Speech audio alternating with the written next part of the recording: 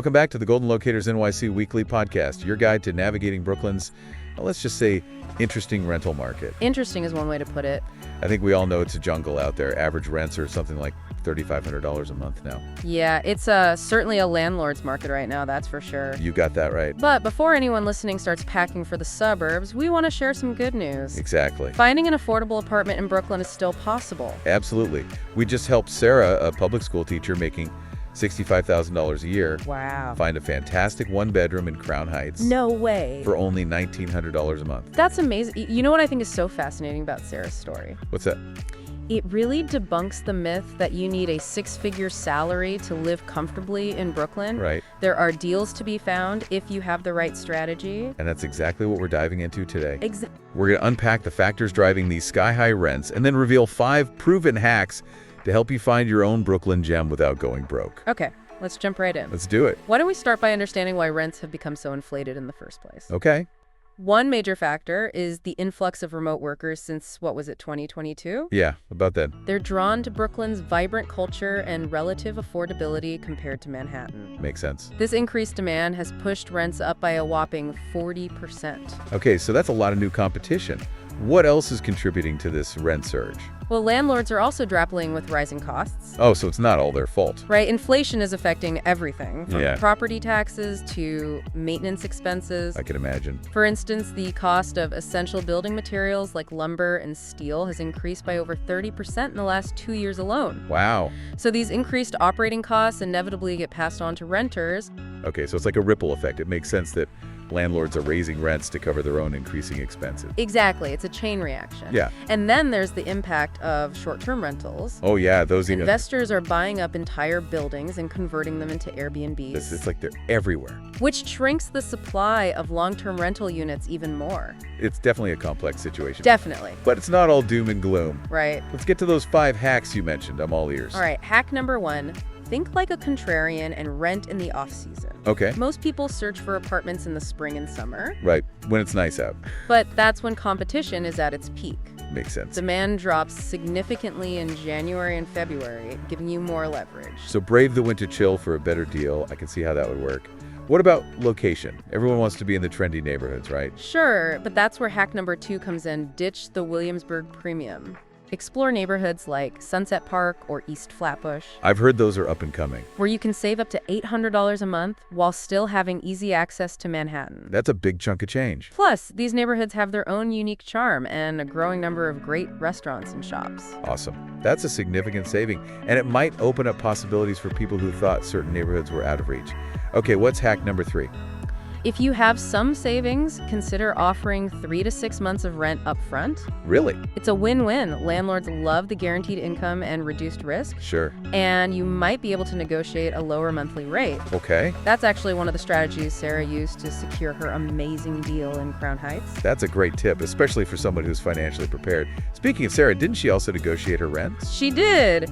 Which brings us to hack number 4, negotiate like a pro. I like it. Use websites like Zillow to find comparable units in the area and see what they're renting for. Good idea. This gives you solid data to use as leverage in your negotiations. So if you find a similar apartment listed for $200 less, you can use that information to your advantage. I like it. What's the final hack? Hack number 5 is all about persistence. Join waitlists. Waitlists? Luxury buildings often have long waitlists. Yeah, but those are way out of my tight range. I know, but cancellations happen. Get your name on the list and you might just get lucky. You never know. It's a bit of a long shot, but it could pay off big time. So there you have it, 5 proven hacks to beat the Brooklyn rental market. It's a tough market, but don't give up hope. Remember, this market can be tough, but it's not impossible to find a great deal with the right approach and a little bit of luck. Exactly. And that's where Golden Locators NYC can help. Absolutely. If you're feeling overwhelmed, reach out to our team of experienced agents. We'll help you navigate the complexities of this market and find your dream Brooklyn apartment. We're here to help. Now, while these hacks can make a big difference for individual renters, let's zoom out and consider the bigger picture. There's another segment of renters facing unique challenges in this market. voucher holders. You're right. We should definitely talk about that. We want to dedicate some time to understanding the hurdles they face and explore potential solutions. Let's do it. So when we talk about voucher holders, we're primarily referring to programs like Section 8. Exactly. These programs are designed to provide affordable housing options for low-income families and individuals. Got it. The way it works is that the voucher covers a portion of the rent, Okay. and the tenant pays the rest. That sounds like a great system in theory, but you mentioned there are challenges.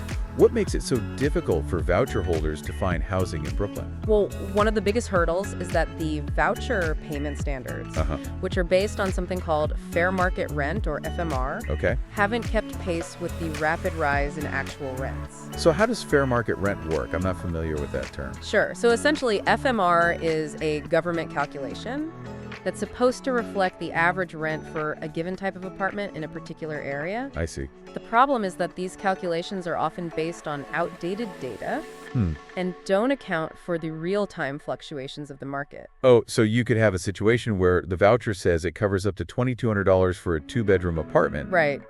But in reality, those apartments are renting for $3,500 or more in many parts of Brooklyn. Precisely.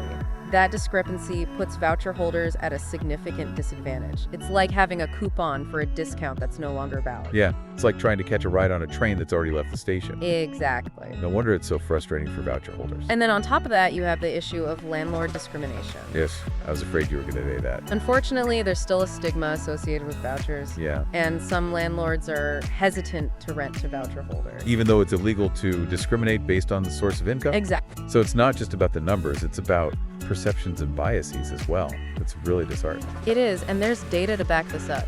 A 2022 study by the Urban Institute found that only 46% of NYC landlords accept vouchers.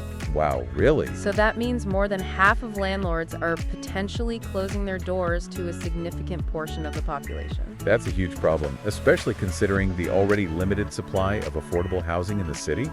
I read somewhere that the occupancy rate for affordable units is over 98%. That's right. So not only are voucher holders competing with everyone else in the market, they're also competing with each other for a very limited pool of available apartments. And to add insult to injury, there are often administrative barriers within the voucher system itself. Absolutely. The approval process can be quite slow and bureaucratic, which can frustrate landlords who are looking to fill vacancies quickly. And sometimes tenants face hurdles navigating the complex paperwork and regulations. It sounds like it's just problem after problem. It can be. So it's a multifaceted problem that requires a multifaceted approach to solve. What are some potential solutions that could help level the playing field for voucher holders? Well, one crucial step would be to update the voucher payment standards annually to reflect the current market conditions. Makes sense. Instead of relying on outdated FMR calculations, Right. we need a system that's more responsive to real-time rent data. So basically let the voucher amounts keep pace with what's actually happening in the rental market. Exactly, and there's a compelling example of this approach working. In 2023, Seattle increased their voucher limits by 15%, Okay. and it led to a 22% decrease in homelessness. Wow, that's amazing. It shows that policy changers can have a tangible effect on people's lives. Absolutely. And alongside updating payment standards, we need to strengthen enforcement of anti-discrimination laws. Couldn't agree more. Landlords who illegally reject voucher holders should face real consequences. Agreed. It's about upholding fairness and equal access to housing. For sure. We also need to shift public perception through awareness campaigns that highlight the benefits of the voucher program, Right. both for tenants and landlords. Exactly. Like a campaign emphasizing that housing vouchers mean guaranteed rent I like that. could go a long way in changing attitudes. Precisely, and we can't forget about incentivizing landlord participation. Offering tax breaks or signing bonuses could encourage more landlords to open their doors to voucher holders. I think that's a great idea, and streamlining the administrative processes within the voucher program would certainly help. Absolutely. Imagine a user-friendly digital platform Oh, that would be great. that simplifies the application, approval, and payment processes. It would be a game changer for both tenants and landlords. It sounds like there's a lot we could do on a policy level, but those changes take time. Are there any immediate actions we can take to help voucher holders navigate this challenging market? There are definitely some innovative community-based solutions that are making a difference. One powerful approach is promoting tenant-led housing cooperatives. What exactly does that entail? Essentially, it involves a group of voucher holders pooling their resources and working together to buy or build their own housing.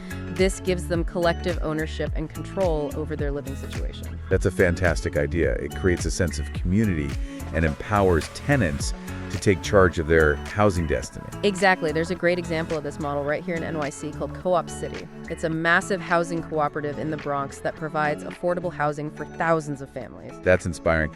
Are there any other community-based initiatives that are showing promise? There are nonprofits like Housing Works are doing incredible work bridging the gap between landlords and voucher holders.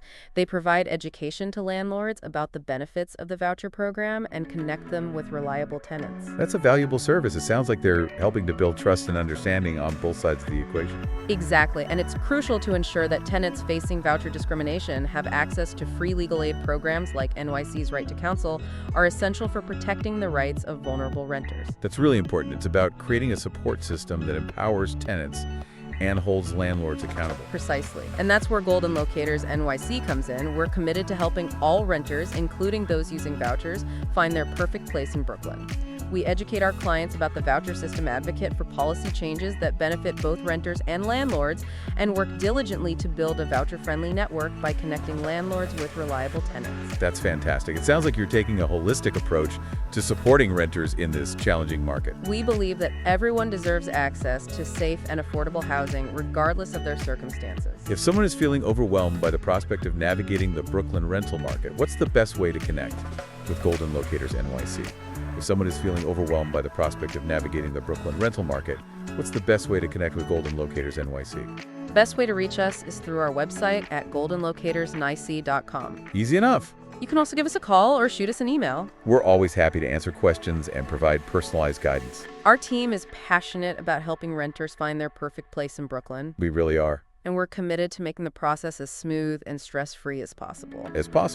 Well, we've covered a lot of ground today. We have. From those sky-high rents to negotiating tips. And the specific challenges that voucher holders face. A lot to think about. It's definitely a lot to digest. But through it all, we want to leave you with a sense of hope. Exactly. The Brooklyn rental market may be fiercely competitive. It is. But it's not an impossible feat. Not at all. Remember Sarah, the teacher who snagged that incredible $1,900 one-bedroom? How could we forget? Her story proves that with the right knowledge, a little bit of hustle, and a bit of luck, and perhaps a dash of luck, you can find your perfect place in Brooklyn. Yeah. Whether you're using a voucher or going the traditional route, Golden Locators NYC is here to support you every step of the way. We are. We're not just about finding apartments. We're about empowering renters and advocating for a fairer, more equitable housing market for everyone. That's what it's all about. So if you're ready to start your Brooklyn apartment hunt, don't wait. Don't hesitate to reach out. We're here to be your guides, your advocates, and your partners in this exciting journey. And with that, we wrap up another deep dive from Golden Locators NYC. Thanks for listening. We're here to serve and guide you. Stay savvy, Brooklyn. See you in the next one.